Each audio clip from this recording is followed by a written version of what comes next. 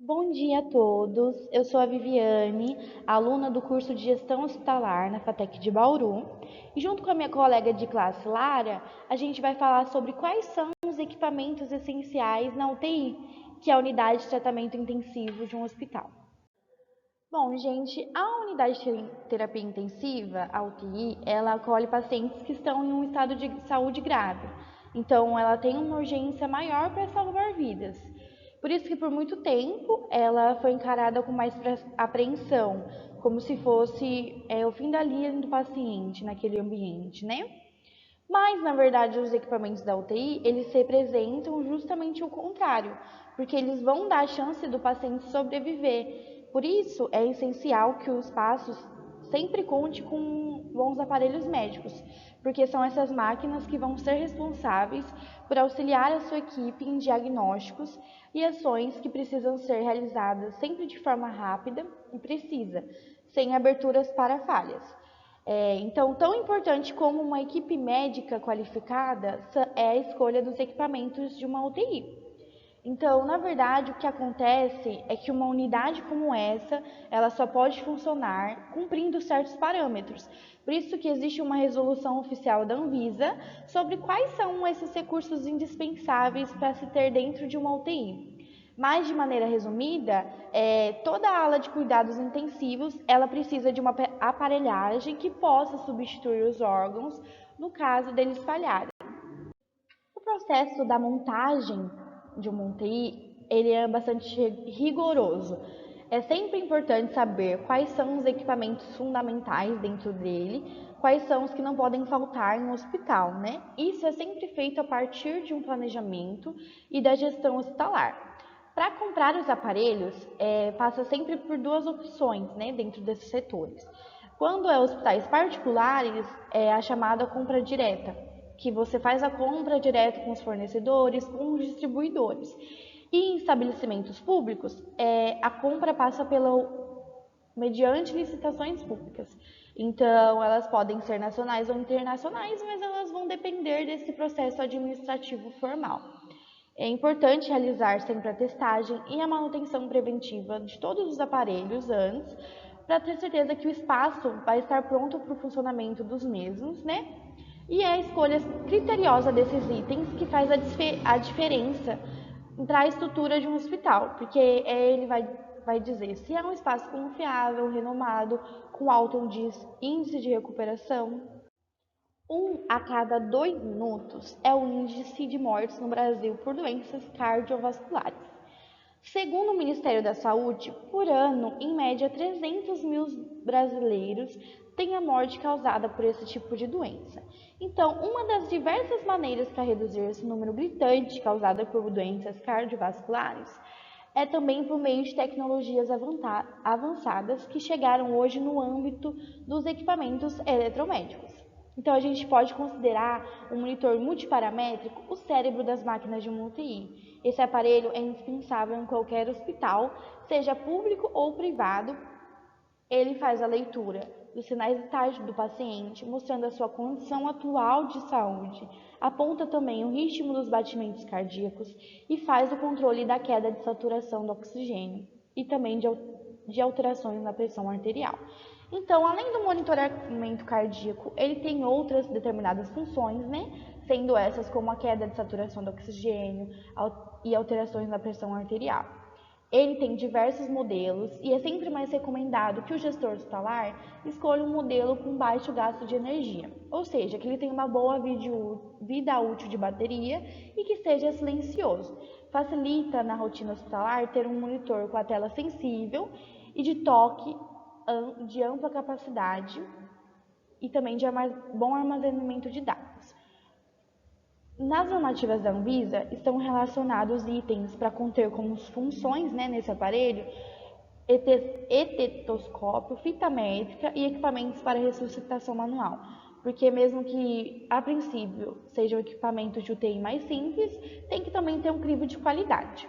Caso contrário, qualquer mínima falha pode interferir nos resultados de um procedimento, de um tratamento. E, segundo a legislação, a cada leito deve ter um monitor que atenda pelo menos as seguintes especificações. Ele tem que ter essas funcionalidades, sendo frequência respiratória, oximetria de pulso, frequência cardíaca, cardioscopia, temperatura e pressão arterial não invasiva. E, a cada 10 leitos, um desses deve haver a opção de capnografia, que é ter a opção de medir o CO2 durante o ciclo respiratório. Para essa questão, torna-se viável o uso de monitores com parâmetros opcionais modulares. O engenheiro americano Schuyler Weller foi quem inventou o primeiro ventilador elétrico.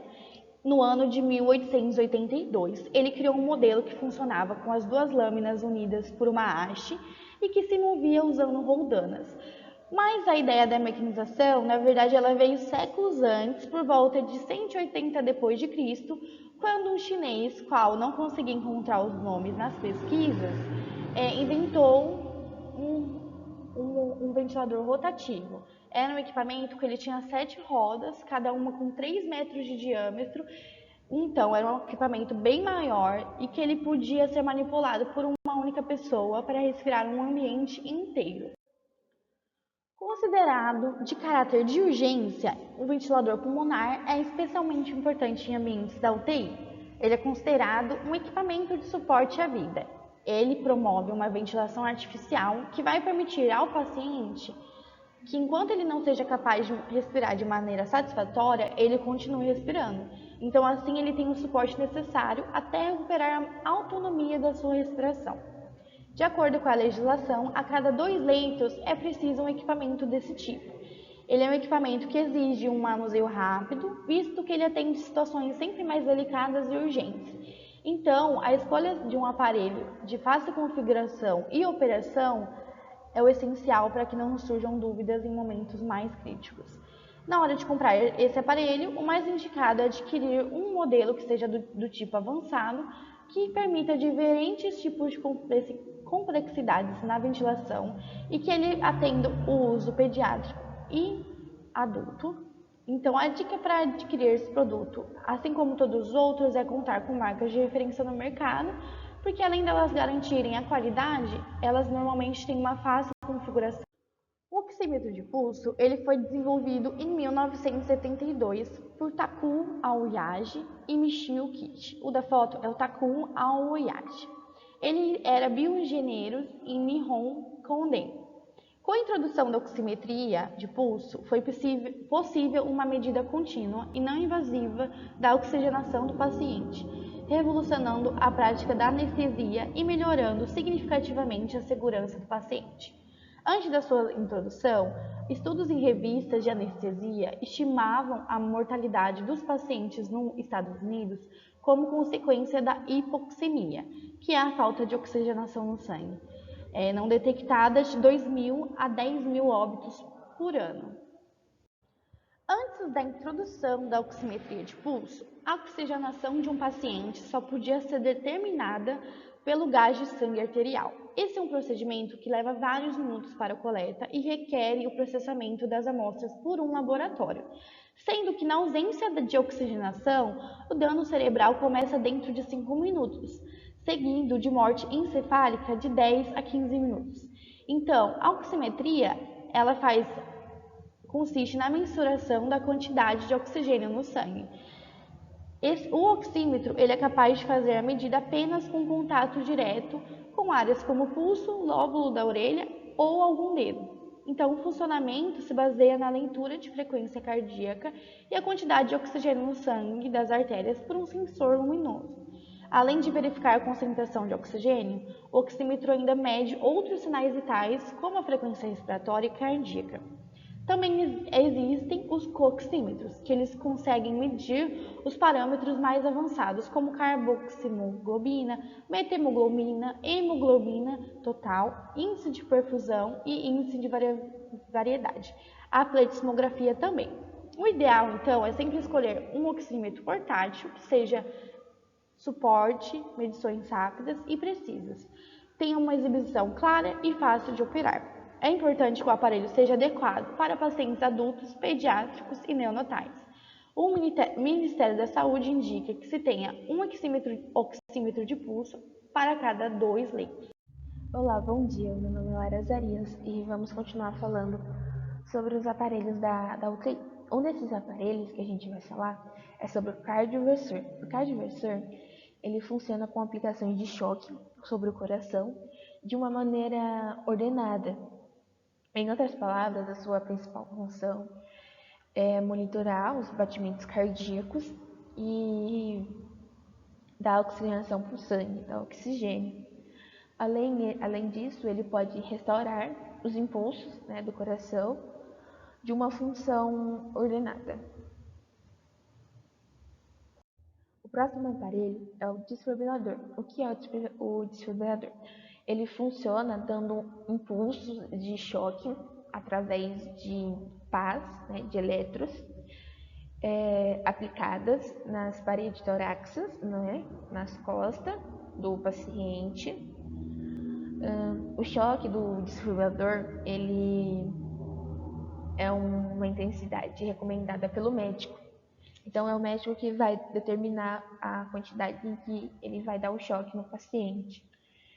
Além disso, ele tem a função de restaurar as células do coração do paciente, voltando o ritmo cardíaco que estava normal. Então, ele volta o ritmo cardíaco do paciente.